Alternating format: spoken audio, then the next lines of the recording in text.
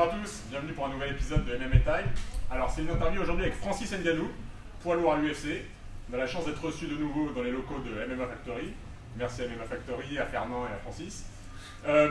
Francis, on est venu t'interviewer parce que tu as une actualité brûlante. Le 10 avril, tu affrontes Curtis Blades pour un combat à l'UFC Zagreb. Donc c'est ton deuxième combat à l'UFC, pour lui ce sera son premier. Je vais laisser Tony poser la première question et on va enchaîner comme ça. Alors tu as fait des débuts entre guillemets Tony Truant à l'UFC parce que tu as gagné sur un KO par uppercut, ce qui est assez rare en MMA. Ça rappelait un peu ceux de Mike Tyson. On sait que tu viens de la boxe mais que tu as commencé à 22 ans. Ça fait à peu près 3-4 ans je crois que tu t'entraînes vraiment au MMA, si je dis pas de bêtises. Deux ans. Alors, bientôt je vois. C'est encore pire parce que ça veut dire que non seulement tu as commencé la boxe à 22 ans, et il y a 2 ans le MMA, et donc tu as une progression qui est fulgurante. Est-ce que toi tu peux nous parler justement de tes aptitudes un peu et de la vitesse à laquelle ça va pour toi Parce que tu n'as pas commencé comme beaucoup qui commencent vers 13 ans, 15 ans et qui ont le temps de mûrir. Là tu t'es lancé dedans très très vite. Oui, au fait, je me suis mis tout en sachant déjà ce que je voulais faire. Je parle déjà de la boxe anglaise parce que j'avais déjà un rêve pour la boxe anglaise. Alors, même si j'ai commencé tard, à 22 ans, j'aurais dû l'aller grandir en moi pendant des années durant. Et pour peu que j'ai eu l'occasion, j'ai saisi et je me suis donné à fond. Et je pense que c'est ça qui a fait ma force, qui a permis mon évolution rapide. Et justement, toi tu dis que tu as commencé à 22 ans, mais est-ce que tu avais des idoles un peu de jeunesse dans les arts martiaux, dans la boxe, Il y a quelqu'un qui t'a inspiré ou tu avais fait un autre sport auparavant, tu avais fait toucher au foot, quelque chose? Non, j'avais jamais fait. Tu as des qualités athlétiques exceptionnelles, tu es une force de la nature. Ouais, dommage, j'avais pas eu l'occasion avant pour faire un autre sport. J'ai bien voulu essayer même le basket, mais l'occasion ne s'est toujours pas présentée. Alors, il n'y a pas un nom en particulier de la boxe, un poids lourd qui t'a fait rêver? Non, si, bien sûr. Après, un idole dans le sport de combat, j'avais toujours Mike Tyson qui m'a toujours inspiré, que j'admirais déjà, même sans toutefois faire la boxe, je le kiffais pas. Et en plus, quand j'ai commencé la boxe, j'ai compris beaucoup de choses dans ses combats, sa technique, ses déplacements et tout ça. Et j'ai encore beaucoup plus aimé. Et justement, le fait d'arriver vers 27 ans sur les entraînements de MMA, quand il y en a d'autres qui commencent à 20 ans, et que toi, tu arrives à peine 2 ans après à signer ton premier combat à l'UFC, et qu'aujourd'hui, concrètement, tu as encore une marge de progression qui est énorme. Tu te sens comment par rapport à ces débuts où tu es arrivé très très vite en fait à l'UFC? Je suis arrivé très vite en pratique, mais pour ce qui est du sport de combat, psychologiquement, j'y suis depuis très longtemps. Il y a un rêve qui était en moi, certes, c'était pas au MMA, mais j'avais toujours rêvé de faire quelque chose de fort, de me surpasser, de me prouver quelque part. Et dès que l'occasion s'est présentée au MMA, je me suis dit pourquoi pas. J'ai essayé, bien que j'ai commencé le MMA juste pour le plaisir comme ça, sans toutefois rêver d'un avenir dans le MMA. Du jour au lendemain, je me suis retrouvé à l'UFC. Ouais. Moi j'ai 2 questions. Alors j'ai une première question, que tu as parlé de rêve, qui concerne réellement ton passé, ton enfance, ton adolescence. Comment est-ce que tu as grandi avec ce rêve? Tu viens du Cameroun, c'est ça? C'est du ça. coup de Yaoundé? Oui, je suis né à Yaoundé, mais j'ai grandi un peu de partout. Mon enfance a été compliquée. Tu es venu à quel âge en France? 27 ans. Ah, t'es arrivé un petit peu tard, ok, ouais. Et l'autre question, c'était vraiment sur l'aspect purement technique de MMA. Toi, tu as des qualités naturelles de boxeur, mais tes lacunes, ce serait quoi? Sans forcément dire à tes adversaires, il faut m'attaquer là-dessus, mais tu sens que tu es un peu moins bon ou tu peux encore progresser vachement quoi, en jiu-jitsu, en lutte? Non, en tout, je peux progresser en tout. Bien sûr, je n'ai pas la meilleure boxe.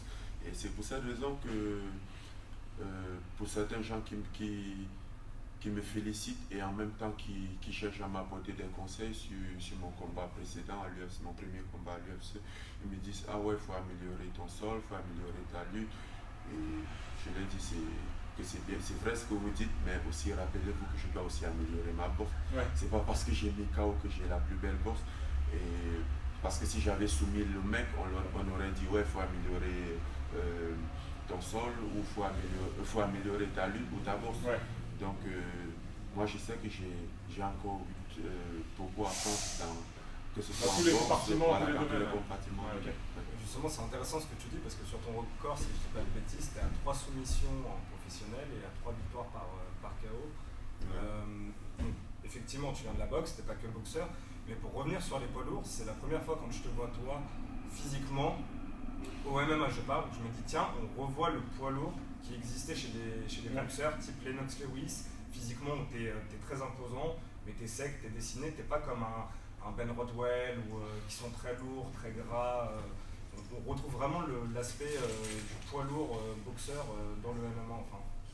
Oui, mais ça n'entre pas trop dans les qualités d'un combattant. Le combattant, c'est celui qui mène son combat, qui assidue au travail et qui apporte des résultats.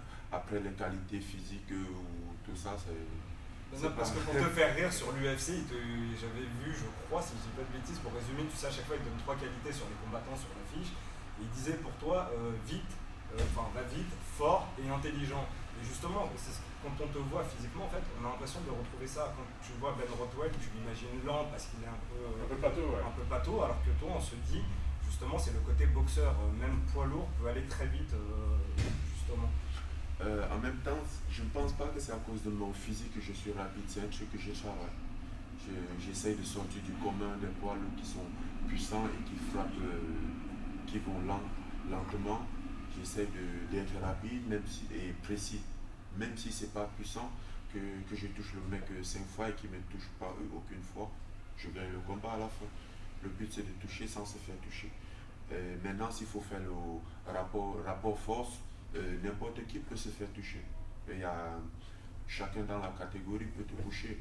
Alors, pas la peine de faire la force. Parce qu'au bout d'un moment, il y aura une faille et l'autre va exploiter. À partir de ce moment, ça ne sert à rien que tu sois fort ou pas. Tu descends au tapis si tu peux battre. Absolument, parce que vous parlez de la catégorie poids lourd, mais c'est le principe même, c'est une et c'est fini, enfin, c'est ça, bonne nuit. Voilà. Contrairement à des catégories, on a vu, on parlait du combat de McGregor la dernière fois, il a beau avoir touché, martelé Nate Diaz, il n'a pas réussi à le toucher. Parce que la puissance n'est pas la même dans les différentes catégories. Ouais, exactement. C'est exactement ça, ouais. Et après, il aurait pu le coucher aussi. Ah oui, bien sûr. Voilà. Tout le monde peut coucher, chacun peut coucher son adversaire, qu'il soit bon ou mauvais. Il suffit de prendre un coup bien placé et on n'entend plus parler. Et justement, tu parlais de travailler la vitesse. Est-ce que pour toi, c'est quelque chose qui peut s'améliorer, la vitesse, qui se travaille au quotidien dans les entraînements? C'est quand même, tu pars sur une base d'acquis que tu essayes après de faire progresser. C'est quelque chose qui peut s'améliorer. Déjà à la base, je n'avais pas cette vitesse. Au fil du temps, j'ai dû travailler la vitesse. J'ai accentué mes entraînements sur la vitesse parce que j'ai compris que c'était la clé quoi, pour faire la différence, la vitesse. C'est un truc très minutieux, très difficile. Alors beaucoup de gens ils s'attardent pas dessus sur les entraînements. Mais moi j'y tiens parce que je sais que c'est très important, c'est très crucial. Mais dans l'aspect du combattant professionnel, il y a évidemment la technique dont tu parles, travailler sa vitesse, travailler son déplacement, etc. Est-ce que toi aussi tu travailles réellement la diététique, la nutrition, tu as des gens qui te suivent à ce niveau-là? Est-ce que tu as des conseils, tu manges vraiment des choses strictes, tu fais attention même si en poids lourd? Évidemment, c'est pas comme quelqu'un qui doit perdre du poids en featherweight ou... Pas particulièrement, mais quand même je prends des conseils de nutrition, pas pour perdre le poids ou un truc comme ça, juste pour la santé, quoi. Ouais.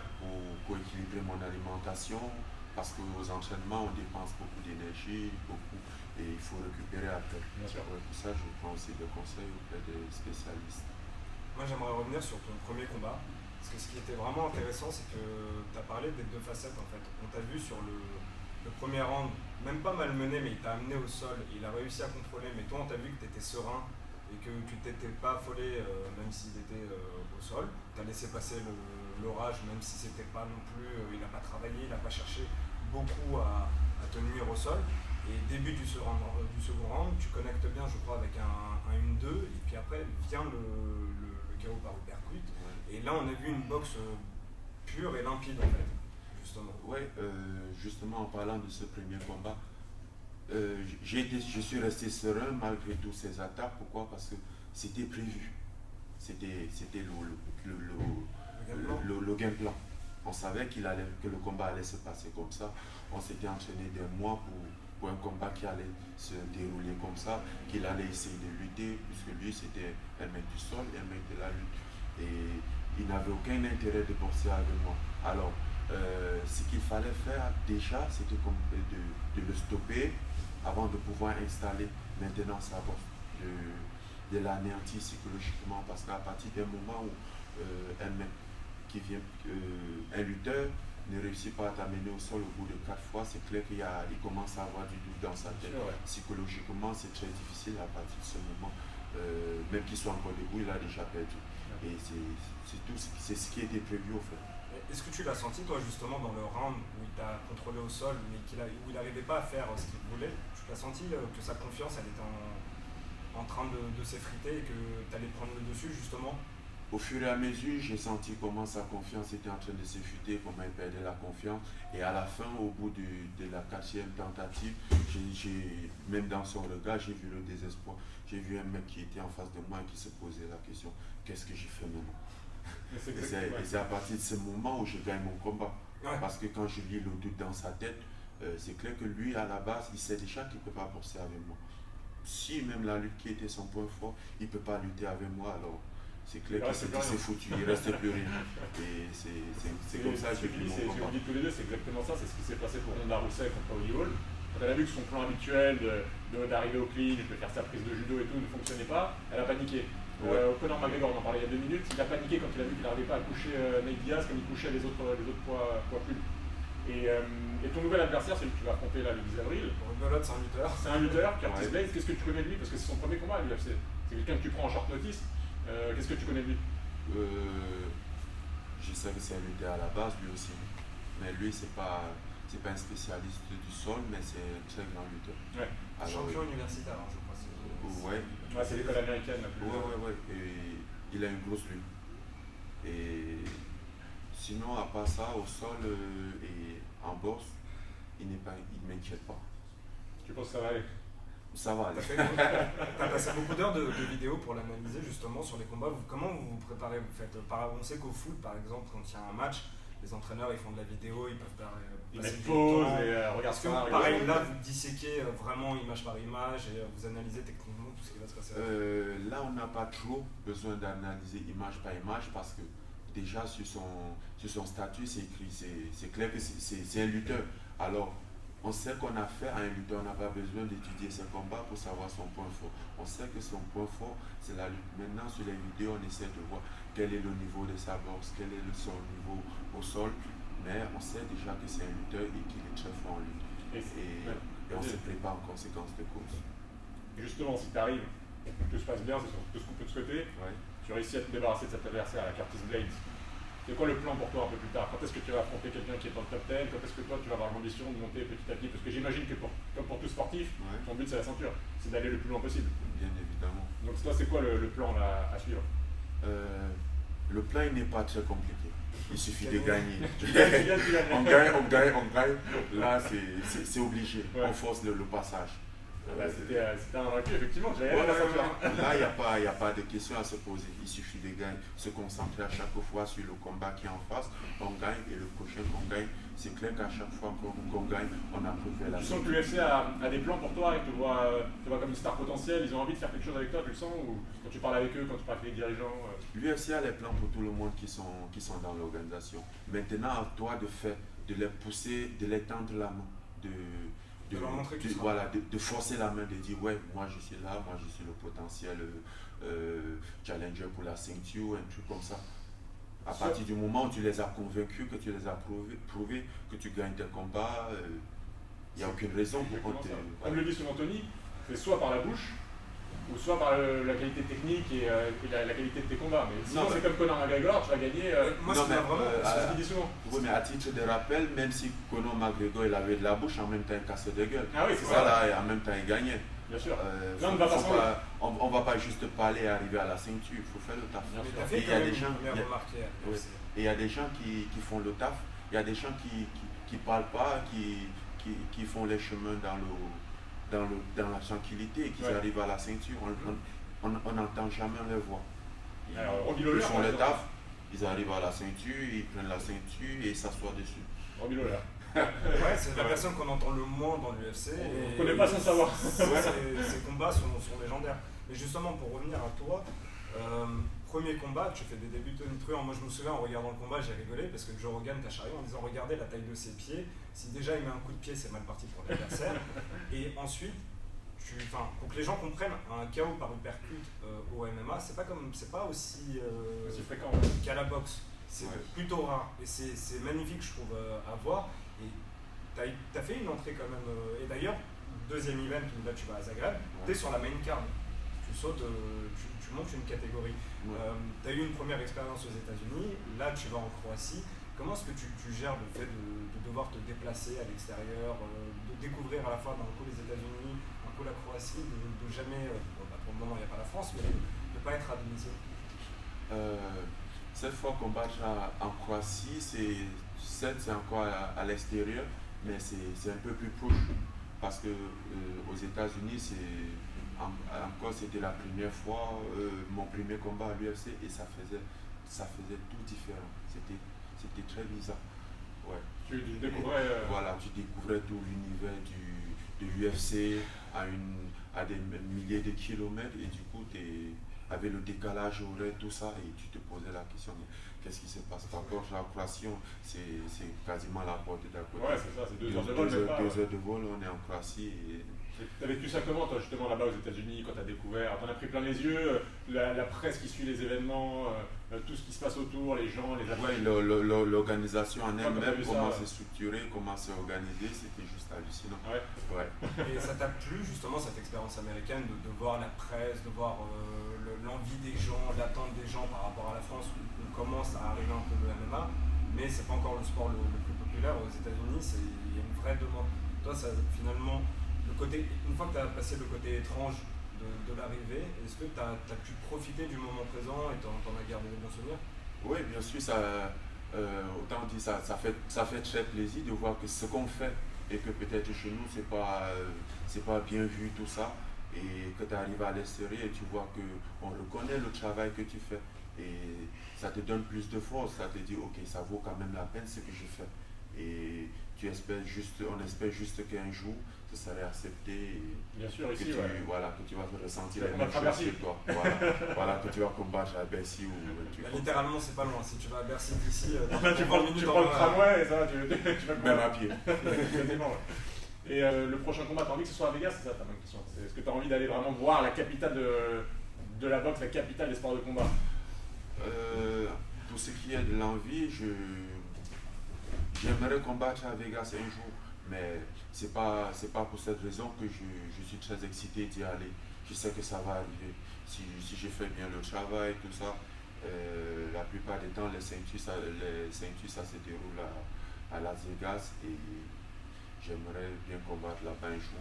Il y a eu tellement de combats mythiques, c'est ça, les salles, il va y avoir la nouvelle arena qui va ouvrir le mois de juillet. Surtout maintenant qu'à New York ça a été légalisé, il y a le Madison Square Garden aussi, le temple de la boxe. Tu veux aller là sur cette carte de New York?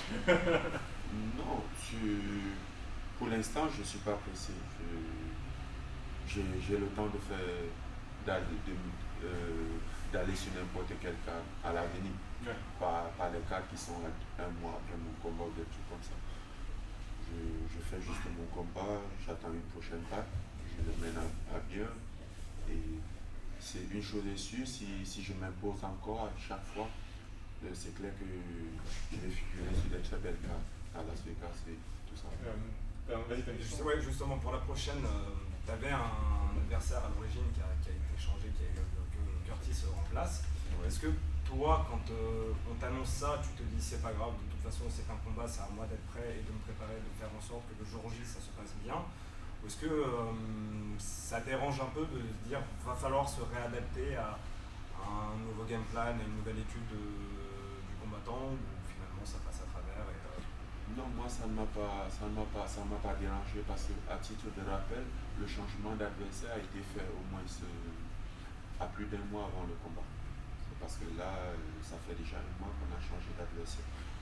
Alors, quelle que soit la situation, ça a laissé le temps de se préparer de s'adapter selon mon adversaire.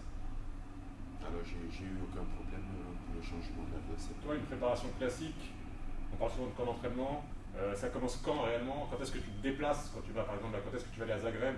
2, 3, 4, 5 jours avant l'événement? Comment ça se prépare ici à MMA Factory? Non, bon, pour aller à Zagreb, c'est l'UFC qui décide. C'est eux qui prennent, puisque c'est eux qui s'occupent du voyage et tout ça. Okay. Alors du coup, ils nous envoient juste les billets et tout ça et on voyage. Mais pour ce qui est des entraînements, on commence on entre dans la préparation à partir du moment où on a une date et un adversaire. Et là, ça y est, tu rentres dans le dur. Tu entres dans le combat, parce que tu es dans le dur, ça sonne un peu physique. Ouais. Mais tu entres dans le combat, tu entres dans la peau, tu essaies d'entrer dans la tête de ton adversaire, d'entrer dans sa peau et tu prépares ton combat en fonction de ton adversaire. Justement, j'ai une question, parce que nous, ça fait plusieurs fois maintenant qu'on est à MMA Factory et on te voit, tu es toujours très calme, très serein, tu es souriant. À quel moment, justement, tu passes entre guillemets en mode Francis Ngannou, le prédateur? À quel moment tu deviens un guerrier dans ta tête? Est-ce que c'est pendant le camp d'entraînement ou c'est quand tu arrives sur l'event que tu dis ça y est, le masque, je mets le masque et là on passe aux choses sérieuses? Même quand je suis au MMA Factory, je suis un guerrier dans ma tête. Être un guerrier dans sa tête ne veut pas forcément dire être agressif ou offensif. Être un guerrier dans sa tête, je pense qu'il suffit c'est être objectif, être carré sur ce qu'on a fait et savoir bien où on va, avoir la tête sur les épaules. Pour moi, c'est ça, être un guerrier sur la tête. Ouais. Alors, je le suis en permanence. C'est toute l'année que tous les jours, tous les heures. Mais au niveau de ta manière de t'entraîner, on a souvent ce débat, on en parle très souvent Tony et moi. Il y a deux écoles, on va dire qu'il y a l'école AKA, des gens qui vont très très dur, bon, je parlais du dur, qui vont très très dur à la gym, qui font de Cormier, Cain Velasquez, du Crocodile et tout. Et ils ont tendance à vraiment s'envoyer à l'entraînement. Et puis tu as des gens qui sont un peu plus dans la préservation, qui vont y aller un peu plus calmement à l'entraînement pour éviter d'arriver blessé, d'arriver trop touché le jour du combat. Mais qui peut-être justement n'auront pas eu cette expérience que tu peux acquérir à l'entraînement. Toi, tu es plutôt de quelle école? Il faut y aller très très dur à l'entraînement pour ensuite que ce soit tranquille en combat ou l'inverse? Entre guillemets, en caricaturant un petit peu le... Je pense juste qu'il faut trouver le juste milieu des deux. Un peu de dur et un peu de tranquillité. Se préserver en même temps. Aussi acquérir de l'expérience pour ce qui est du combat, se mesurer peut-être aux gens qui sont un peu plus durs. Et d'un autre côté, il faut aussi acquérir de la technique, parce que la technique, ça ne s'apprend pas dans la dureté. Ouais. Les gens, quand ça va à fond, on oublie la technique. On fait un peu de n'importe quoi. Mais c'est quand c'est lentement qu'on acquiert la technique. Ouais. Alors, je suis un essai, voilà. Ouais, c'est ça. Et justement, l'expérience, parce que c'est aussi un autre débat qu'on a souvent, on dit que l'école américaine est une vraie école de lutte dans le système universitaire où ils y vont à fond. Il y a d'autres pays où il y a la culture du jiu-jitsu brésilien. Toi, tu es formé à la boxe. Donc, concrètement, Fernand, aujourd'hui, qui est un spécialiste de lutte, quelle est la valeur que tu peux, si tu dois mettre des mots sur son enseignement, sur sa sagesse, quand il te donne des conseils et qui t'aide dans les entraînements, ça t'apporte énormément, toi, sur ton apprentissage justement du sol quand tu veux te perfectionner? Oui, bien sûr, parce que aujourd'hui j'apprends de la lutte, j'apprends du sol, j'apprends encore de la boxe. Alors, son enseignement m'apporte autant en lutte qu'au sol. Pourquoi même pas en boxe? Parce que là, comme je vous l'ai dit, ma boxe, elle n'est pas parfaite, mon sol non plus, ma lutte non plus, alors j'apprends. Et c'est grâce au conseil, à l'expérience peut-être des autres que j'apprends. Et tu la caractériserais comment, votre relation? C'est quoi? C'est un grand frère, petit frère? C'est un mentor? Ou juste c'est ton entraîneur? Et c'est comment votre relation entre vous? On a une très bonne relation qui va un peu au-delà de coach combattant. Ouais, on va dire grand frère, petit frère. Alors, dernière question avant de faire notre petite quiz habituelle. Le Francis qui va aller frapper à la porte du top 5, tu penses que toi, il faut encore combien de temps pour progresser encore un petit peu, comme tu le dis, et arriver justement à ce top 5? Juste le temps qu'on organise mes combats qui vont m'emmener là-bas. D'accord. Ça va être par étapes. Ouais. Ça dépend de l'UFC en fait. Voilà, ça même pas dépend toi. de l'UFC, ça dépend de mon état de santé. Si je combats et que je m'en sors bien, et sur ce combat, le prochain combat, je combats et au fur et à mesure, j'évolue. C'est tout ce qu'on te souhaite. Hein. Et beaucoup plus que le top 5, le top 1. Ça, c'est ce qu'on souhaite, vraiment. Un Français champion du monde à l'UFC, ça serait quand même pas mal. Hein. Bah écoute, on va passer au quiz. Ta question préférée? Voilà, la question que je pose toujours en premier. C'est quoi ton film de combat préféré?